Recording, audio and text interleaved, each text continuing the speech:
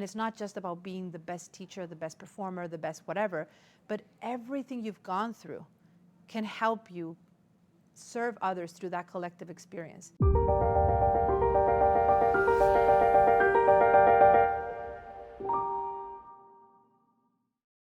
Welcome to the Musicians Creating Prosperity podcast. Today, I'm in a beautiful setting in Nashville, Tennessee, and I've got my team here, super excited to bring you a different episode perhaps than what you've seen in the past, because I want to create a new conversation that perhaps you may not have considered when it comes to scaling your music business. Today, I'm going to share some of the case studies and stories of the musicians who've applied these principles that I'm going to share with you, and how you're going to realize this is actually possible for you too. Let's start with the idea of why would you want to grow your music business without needing to give more of your time away, and even is that's even possible. Most of the times musicians think that in order to scale their income, they need to add more hours in the way they're working. So for example, when I was just a performer and I would depend on income from gigging, my version of growth meant adding more gigging events in my calendar. So if I was playing 5 concerts, let's say a month, I needed to play 20 concerts a month. If I was teaching one-on-one students, like so many of the musicians listening to this podcast are doing right now, like most musicians are trained to believe they need to do, instead of working with 20 students a week, the solution was 40 students a week or 50 students a week. And so today I want to help you reframe that mindset where perhaps instead of thinking needing more hours of the same type of work, you can actually shift to a different model altogether, where you can actually see what would happen if you were to consolidate your skills, build an umbrella brand around your expertise, and then be able to showcase a specific result for your audience through the collection of your knowledge. So let me break down this with specific examples. Think about our client, Renee, who was able to come in her case, she was teaching just 10 hours a week. So she wasn't teaching 60, 70 hours like many of musicians that we help do, but Renee was teaching 10 hours a week, but she has 3 kids. And her goal was to be able to grow her income without having to give more of her time away, because she didn't want to have to sacrifice her time with her kids as well as, in favor of building a business. And so by consolidating this type of offer and building a brand around her skills as a music teacher and as a vocal and piano, educator, she was able to organize a program where she could create both in-person experiences and online experiences, build a blend, if you will, of both. And in this way, she was able to keep the same amount of hours, but go from teaching one-on-one lessons to grouping her students, offering asynchronous support, meaning being able to guide them through online videos back and forth, being able to answer questions throughout the week. And in that way, she was able to go from earning $40,000 a year to earning $25,000 in 1 month. And so the important thing here is not just to see the financial quantum leap, but also to understand the psychology behind changing the model altogether. In my case, as I was in the process of working at a university and also running my music school remotely, I was in this mode of also trading time for money, just like many of the musicians that I help with are today. And it's not just teaching one-on-one lessons or just depending on gigging income. It can be having a job, a day job. I was a professor at a university, which for most musicians, it's part of the dream, really, when you, especially as you complete a higher degree, like a doctorate degree, being a university professor is, wow, it's like the dream job. And I certainly was extremely grateful and happy about having that position. But the truth is, I was tied to the schedule that the university put on my calendar.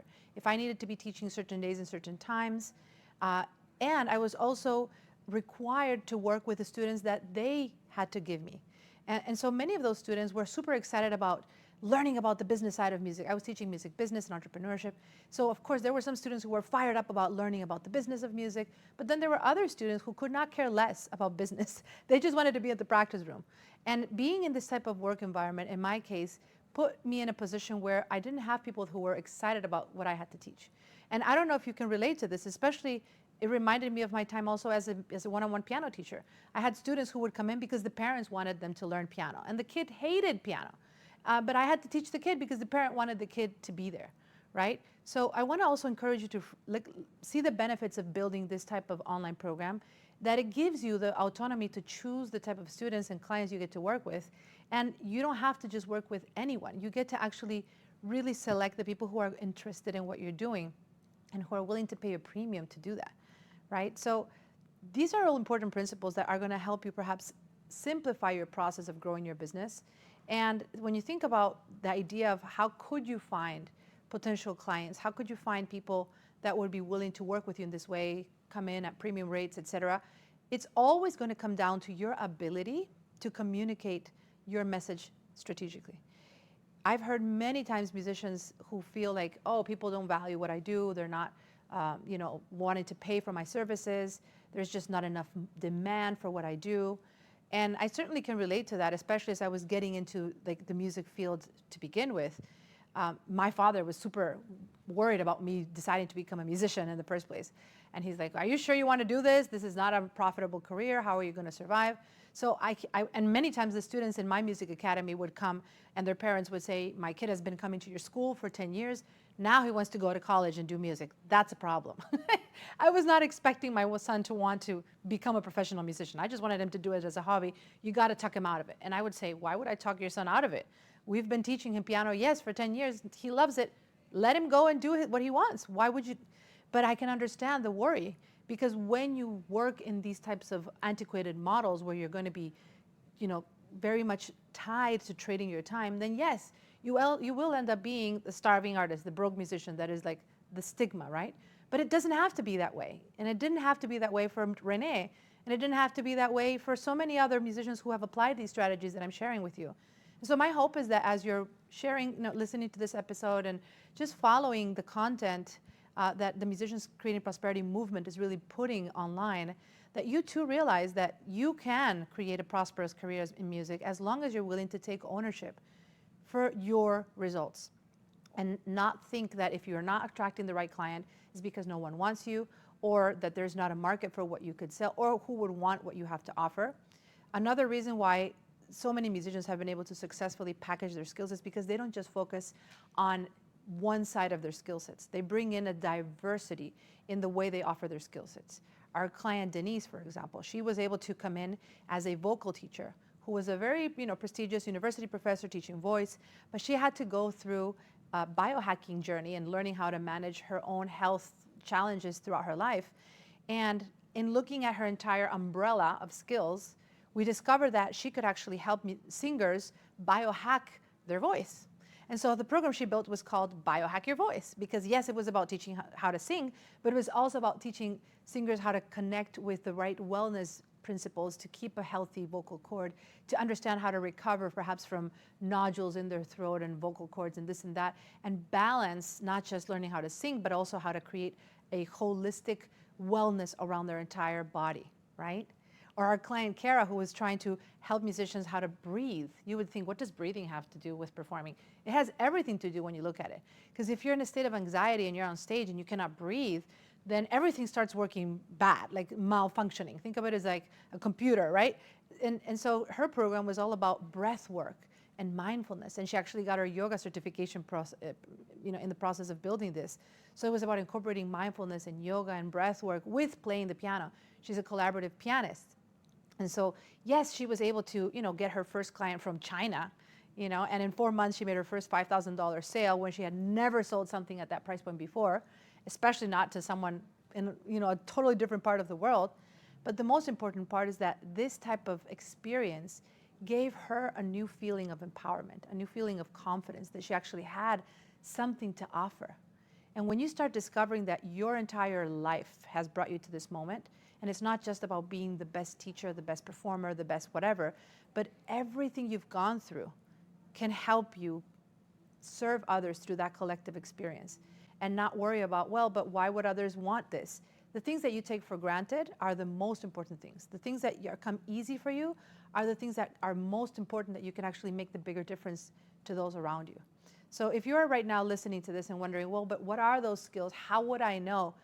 I have a hack for you. One of the things you can do, and certainly the reason I created my first online program, is because people kept coming to me. And if you're like most musicians that I talk to, chances are right now, people are already coming to you. They're asking you informally questions around Maybe you are great at finding gigs. They want to know, how do you find performances? Maybe you're great at helping people enter auditions at universities and win scholarships, and people are coming to you and asking those questions. Maybe you have overcome a performance-related injury in your life, and people are coming to you asking you, how did you recover from that injury? Chances are right now there are things that you are already doing informally and that are very, very important, and you just haven't thought about packaging them in a way that people could benefit from them fully. Because even though you can help people that come to you in a one-off conversation, very casually over coffee, yes, you know that if you could work with someone for 6 months and really go deep into not only helping them achieve that, but also building a system so that you can repeat that over and over and over again, then you actually have now an asset. You have a process, a proprietary framework that you can replicate with people from around the world. And now that we talk about around the world, that's an important part of this, because if you've been frustrated with your local going rates, where I hear so many musicians who say, but people here don't pay for this. People around me are not valuing this. The price point other people are charging so little, how could I potentially raise my rates and charge $5,000 like Kara did, you know, or even $1,800. Like our client Renee, she didn't charge $5,000, she charged $1,800, but she sold 15 people in 1 month. So it doesn't have to always be a $5,000 price point, but it has to be about understanding how to nail your messaging, how to understand the right positioning and packaging of your offer, and ultimately how to price it in a way that works for you, right?